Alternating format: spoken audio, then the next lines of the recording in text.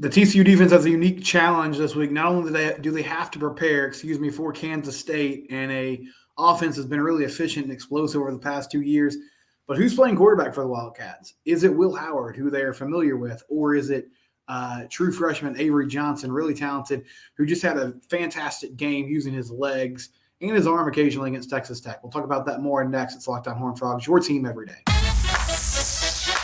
You are Locked On Horned Frogs, your daily podcast on the TCU Horned Frogs, part of the Locked On Podcast Network, your team every day.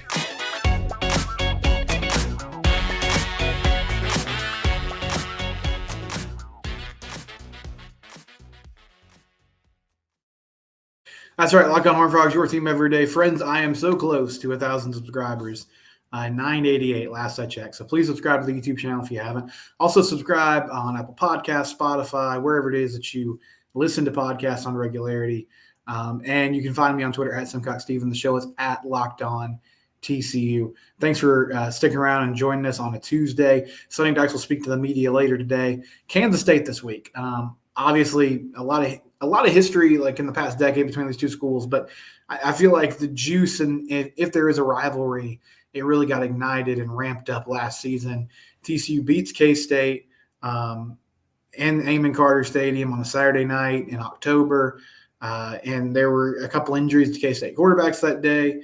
Adrian Martinez goes down. Will Howard comes in. He ends up actually going out as well. I forgot the name of their third-string QB who had to come in and play a few snaps. But TCU ends up winning that football game. They come back after being down by a pretty large margin in the first half. They come back, they win, they stay undefeated. The two teams meet up in the Big 12 championship game, and we all know what happened there. K-State wins that ball game in overtime over the Frogs and really controlled that football game for the majority of it. TCU made a furious comeback. Max Duggan made some fantastic plays, but TCU ultimately loses. Frogs go on to win the playoff. K-State falls to Alabama, and I think that was a Sugar Bowl that they played the Crimson Tide in. And now both these teams had high expectations for this season, and both have kind of had an up-and-down year. TCU has really had an up-and-down season. They are coming off a huge win against BYU, now 4-3. And K-State's had a couple losses. They lost to Mizzou on the road and then lost to Oklahoma State on the road, which was really surprising. Haven't lost a home game this year, and TCU gets an opportunity to try to upend that streak when they go to Manhattan to take on the Wildcats this weekend. And so the big X factor in this ball game is Kansas State is also kind of dealing with a unique quarterback situation at the moment. Josh Hoover made his debut for TCU on Saturday, and Avery Johnson really made his debut for Kansas State on Saturday as well. He switched between, he shared snaps with Will Howard in the first half, and then it was really his ball game in the second half. And Chris Kleiman said after the game that the reason they ended up going with Johnson was simply because Texas Tech was allowing them numbers in the quarterback run game. They felt like they could run the ball with their QB. It kind of changed the math for what Tech was accounting for in the run game. And he was hugely successful on the ground. His stat line, 13 carries, 90 yards, 5 touchdowns. That's right, 5 touchdowns running the football. And when he did have to throw, he was effective. I mean, he was 8 of 9 for 77 yards, only about 8 yards an attempt, but only 1 incompletion, was getting the ball out quickly, was making good throws. K-State's O-line, they've all returned. And so this is a team that can get downhill and run the football on you. Trayshawn Ward, their transfer running back, had 15 carries for 118 yards. Overall, 47 carries for 272 yards on the day against Texas Tech, almost 6 yards a carry. And they really pulled away from the Red Raiders in the second half. Defense forced some turnovers. Tech had their own freshman quarterback, Jake Strong, in there, and he was kind of having some trouble getting acclimated to the game, turned the ball over a few times. Tech was still aggressive on going for it in fourth downs. Kansas State made some big stands, and the offense was able to get some big plays going and finish some drives. The thing that jumps off the page about Johnson when you watch him is he's just really fast, and they can do a lot of cool things with quarterback power, with getting him on the edge. And again, it just kind of changes the numbers in the run game. And for a team that blocks things so effectively as it is, that added dimension of, their quarterback can pull the ball and go. And Howard can do this too, but not with the not at the level that Avery Johnson can, with how dynamic he is and how explosive he is, making plays and using his feet so well. And so as a prospect, I mean, he was a 4-star recruit according to 247 Sports, like top 100 national player. He was the crown jewel of this 2023 class for Kansas State. They were super excited to get him. He's a Kansas kid, so he stayed close to home. And this is a guy that they were like kind of foaming at the mouth to get in the ball game. And because Will Howard's struggles lately, he got an opportunity, and he was really effective. And so what is TCU going to have to do? Well, I mean, obviously you stay disciplined, and you have to make tackles in the open field if he ends up playing. That's the other question. We don't know. Joe Gillespie doesn't really know who's going to play QB. Are they going to share snaps? And depending on who's in the game, there's different dimensions and different things that both of them can bring to the table, which is going to make this really tough to prepare this week. But Avery Johnson's a good player. He was effective throwing the football, but I feel like the key for the Frogs is you're going to have to load up in the run game, load up in the box, maybe command an extra person or two to come down and have responsibilities, tackling the running back, tackling the quarterback, and force him to throw the football. And maybe he beats you through the air. I mean, it's entirely possible that he makes some big-time throws this week, but I think you have to force them to prove that.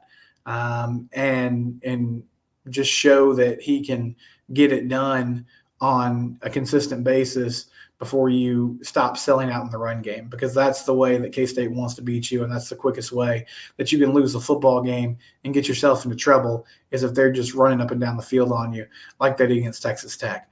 I'll be interested to see how TCU kind of manages their aggressiveness in this ball game. I said this after the game on Saturday. I was like, listen, it's pretty obvious that TCU, like the Kendall Briles and Sonny Dykes, they do not trust this offensive line, particularly the interior offensive line right now, to get pushed in short yardage situations.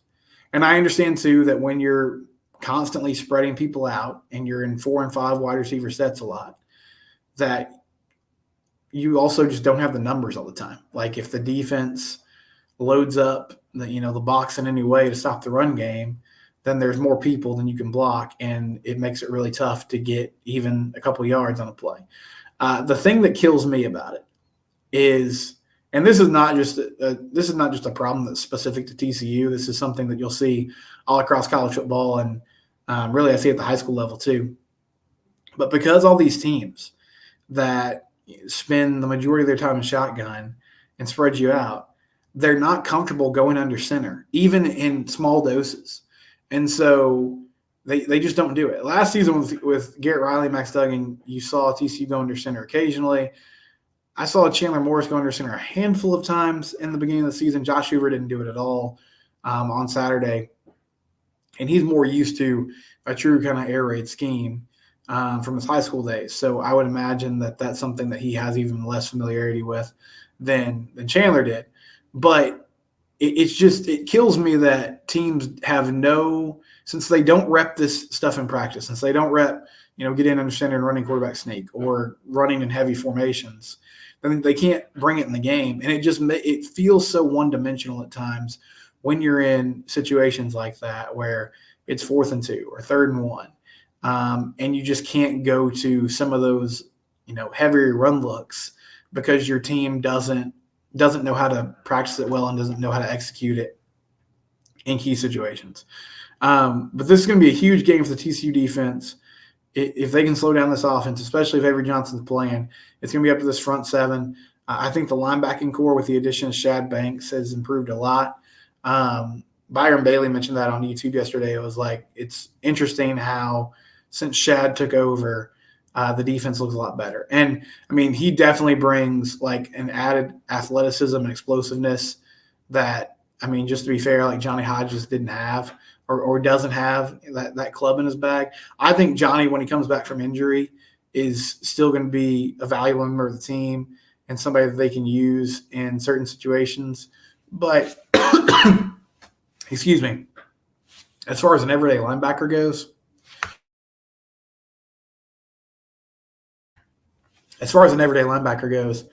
I really think Shad is kind of taking that mantle and run with it with his play. as of late. And I said this in the post-game show. Like, he had a great play in that BYU game where they were running an option to one side of the field, and it was basically him and the running back one-on-one, and he made a tackle. He had a couple tackles for loss on Saturday. He's just getting more and more comfortable shooting gaps, and, that combined with what he can do with his athleticism and ability is a great combination for this TCU defense. When we come back, we'll look at the rest of the Big 12. We'll talk about other games that went down this week and beyond. That's coming up here on Locked On Horned Frogs. LinkedIn, if you're watching on YouTube, you see their website here, linkedin.com/LockedOnCollege. If you go there, you can post your job for free. If you are hiring people or you run a small business, you know that hiring folks can be a high-stakes wager. It can make or break what you're doing. You have to have people that you can trust. You have to have people that fit in with what you're trying to accomplish, see your vision, see your goals. LinkedIn allows you to do that. You can cast a really wide net because everyone goes to LinkedIn to find work. There's plenty of qualified applicants. And then you can use simple screening questions and other things to narrow down your search and find the right people to interview, so you're not wasting your time talking to 200 different people or waiting, through all these resumes. LinkedIn makes it easy for you. LinkedIn.com/LockedOnCollege. Use their hashtag hiring frame to make your job posting really pop, and you can post your job for free there. Again, that's LinkedIn.com/LockedOnCollege. We thank them for their sponsorship here of the Locked On Network.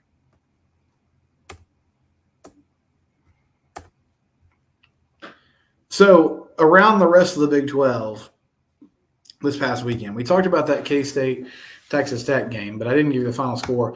Wildcats win 38-21. Kansas State's now 4-2 on the season, 2-1 in conference play. Red Raiders now 3-4 on the season and 2-2 in conference play.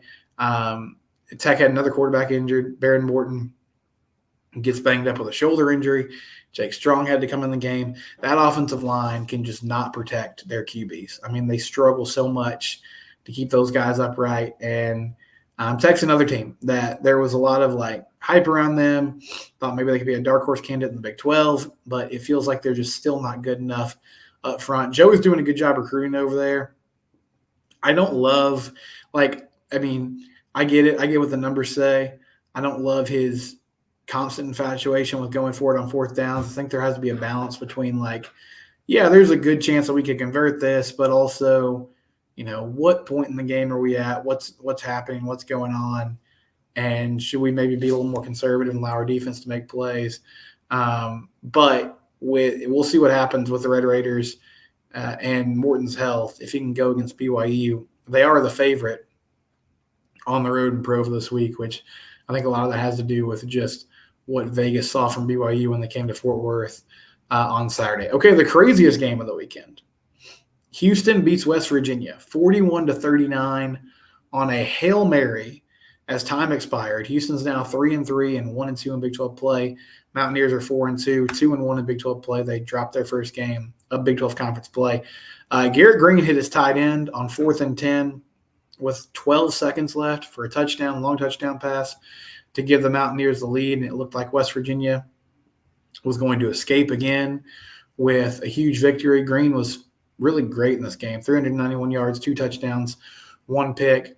But Donovan Wilson and that Houston offense, they got around midfield, and Wilson threw up a prayer, as time expired, a Hail Mary, hope this gets answered and comes through. And it did.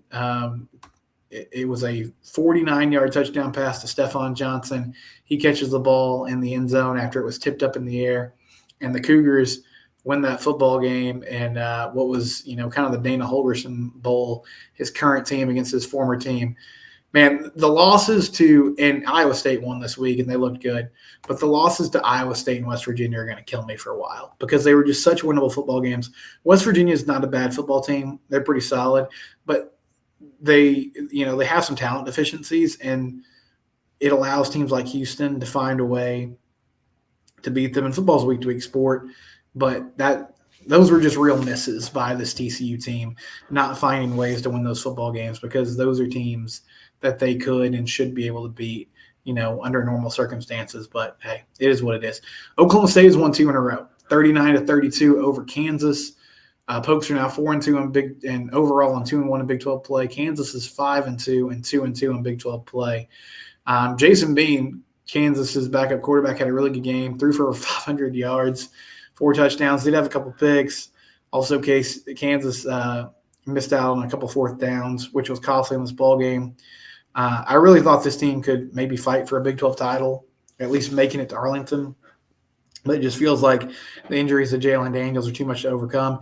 Oklahoma State, man, all of a sudden they've figured this thing out, and the Pokes have a pretty manageable schedule throughout the season. I thought they could end up having a big year, but then they had that horrible loss to Jacksonville State and another loss early in the season that sort of tempered my expectations. But since then, Mike Gundy's squad has played great football, and that's kind of what Mike does. Like when his back's against the wall, he finds a way to, pull games out, and they're doing it in a big way. And then finally, Iowa State 30-10 over Cincinnati. The Cyclones now 3-1 in Big 12 play, 4-3 on the season. Cincinnati is 2-4 and 0-3 in conference play. As we've talked about before, it's been a tough year, a tough transitional year for the new teams in the Big 12. Cincinnati is bearing that out. Iowa State's got a really good defense. Rocco Beck has kind of figured out how to manage the football game. They're going to be a dangerous football team down the stretch. Feels like Matt Campbell has sort of gotten his mojo back. But again, that's just a loss that's going to really gnaw me because it was a winnable game for TCU. But they didn't play well. I mean, they played horribly, honestly. And, when you play silly games, you get silly prizes, and so that was part of it. When we come back, we'll talk about TCU basketball for a moment. We'll do that here in segment 3. It's Locked On Horned Frogs, your team every day. All right, daily fantasy games, opportunities to make some money, PrizePicks. PrizePicks, they're one of our new sponsors here on the Locked On Networks, and I'm so happy that they're here because I've told you guys this last few days. My fantasy team, like my season-long fantasy team, is cooked. Anthony Richardson is injured. Justin Jefferson's on the IR as well. So I'm really struggling to put together a lineup each week. But you can make a new lineup each week, or you can just pick on individual stat lines on PrizePicks. There's quick withdrawals and easy gameplay, and they have an enormous selection. I mean, it's as simple as finding, like, okay, do I think Saquon Barkley is going to go over 60 yards today, or Patrick Mahomes will throw 2 or more touchdowns?